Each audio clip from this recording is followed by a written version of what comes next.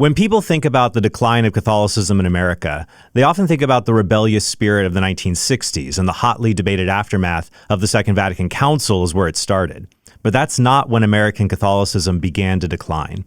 That happened in the 1940s. And in today's episode, we'll see why it happened and the lessons that we need to learn from it. Although you might be skeptical about the 1940s starting the church's decline in America. Weren't the 40s a time of Chattanooga choo-choo, socking old Hitler in the jaw, and a celebration of all things good and traditional? Partly.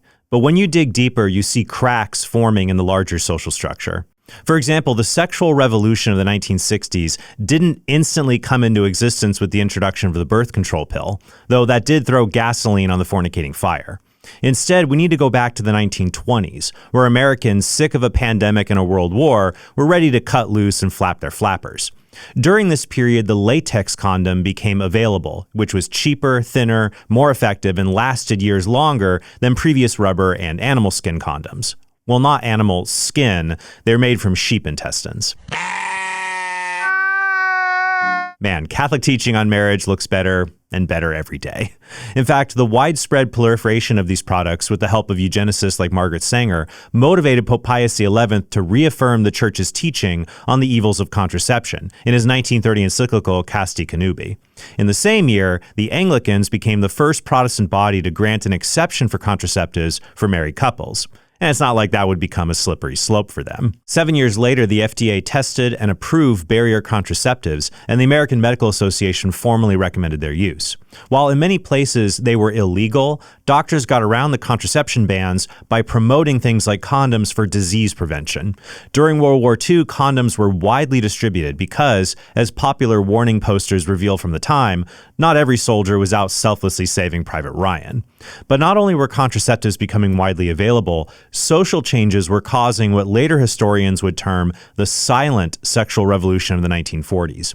Bans on child labor and requirements to complete high school extended childhood and ushered in a new label to describe the people going through this new phase of life, between childhood and adulthood, i.e., teenagers.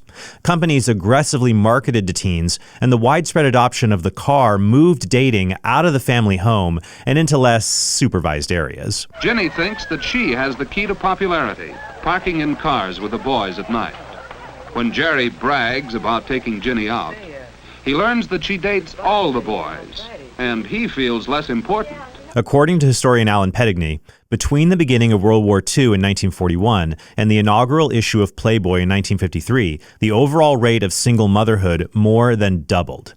The Alfred Kinsey report on sexual behavior in the human male also came out in 1948 and contributed to propaganda saying that basically everyone was a sexual deviant, so why complain about it? Films were also becoming more provocative, prompting the adoption of the Hays Code to censor them, though artists often mocked the code, as can be seen in this 1940 photo, purposely breaking many of the code's rules.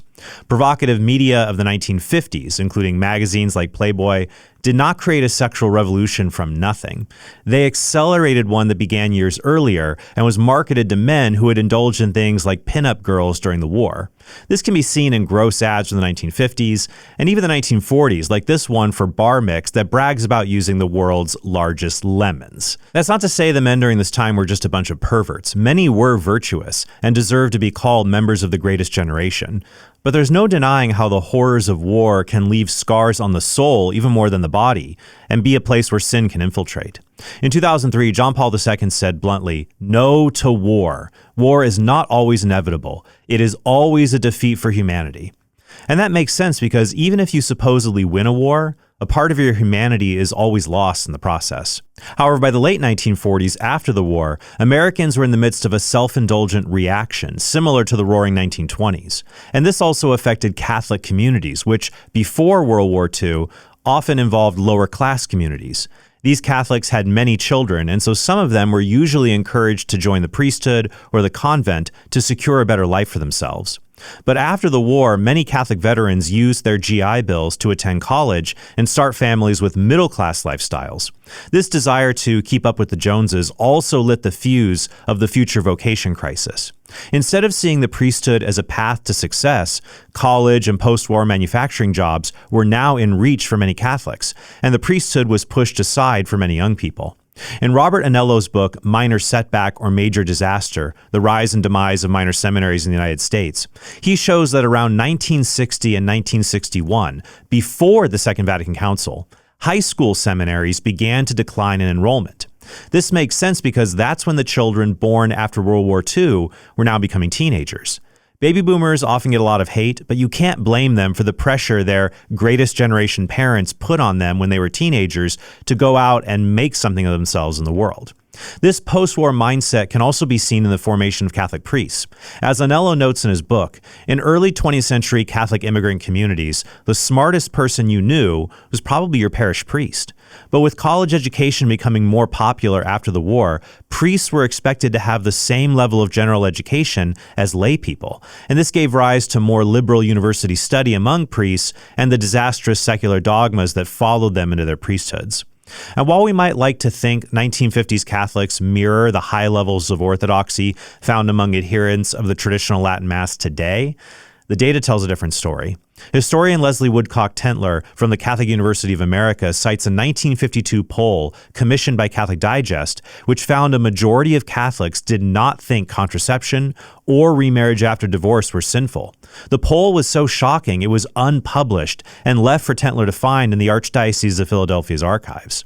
And this wasn't an isolated case. National fertility studies showed that about 30% of Catholic women in 1955 used contraceptives, with that number ballooning to 51% in 1965 with the advent of the birth control pill. So what can Catholics learn from this? Well, it's too simplistic to just blame the Second Vatican Council for the decline of American Catholicism. As we saw, American Catholic views on moral issues and vocations were changing long before the Council. But that doesn't mean the Council was without fault. Stephen Bullivant's 2019 book, Mass Exodus, Catholic Disaffiliation in Britain and America Since Vatican II, shows that after the Council, Protestant groups declined more than Catholicism, so religious decline wasn't a uniquely Catholic phenomenon. But Bullivant doesn't completely absolve the Council. He says that before World War II, Catholics had high levels of social support because of their tight-knit communities.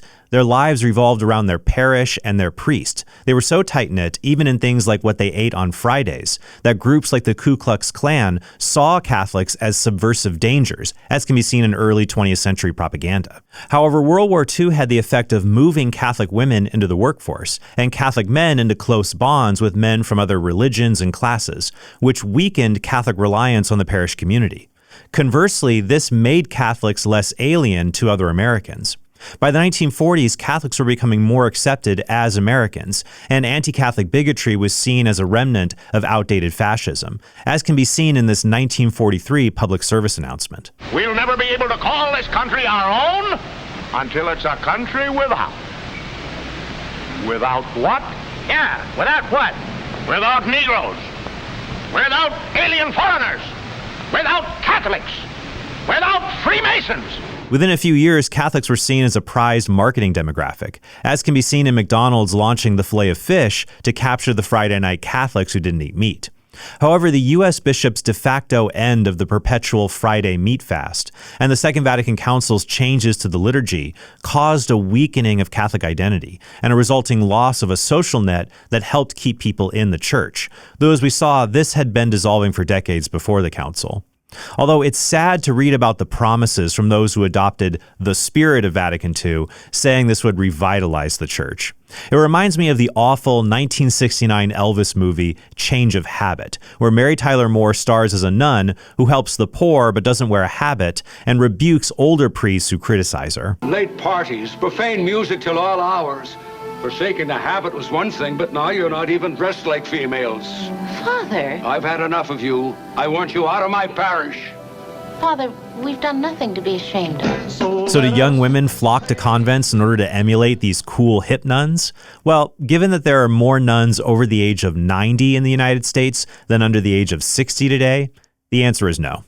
Instead, today we're seeing young people flocking to churches that embrace a timeless, authentic beauty that is found in sacred tradition. That doesn't mean the church only needs one way of living out this tradition, just that it should not chase cultural fads that quickly become dated and unfulfilling. So what can we learn from these facts of history? First, we have to be watchful of changing social norms, which often begin subtly and under the radar before they become fully formed cultural changes. This is why Jesus told his followers this: "When you see a cloud rising in the west, you say at once, 'A shower is coming,' and so it happens. And when you see the south wind blowing, you say, 'There will be scorching heat,' and it happens. You hypocrites, you know how to interpret the appearance of earth and sky, but why do you not know how to interpret the present time?" We too need to be watchful of damaging cultural changes while they exist in their embryonic form, like they did in the 1940s, before they become a full-fledged crisis like they did in the 1960s. Second, holiness isn't just about having all the right external behaviors. My colleague Joe Heschmeyer and I were discussing this episode, and he said it reminded him of the truth that some people think chastity is just about not engaging in sinful physical acts and has nothing to do with what we think about. But I'm sure a lot of people in the 1940s and 50s thought ogling pinup posters or obsessing over the latest consumer fad was just a harmless diversion. But sins of the flesh always begin as sins of the mind, and no one is immune from the temptation that he or she will think they could always keep them separate.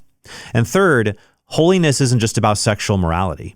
The idolization of sexual sin in the 1960s could not have happened without people idolizing modern, post-war consumerism that disconnected people from the things that truly made them happy and holy.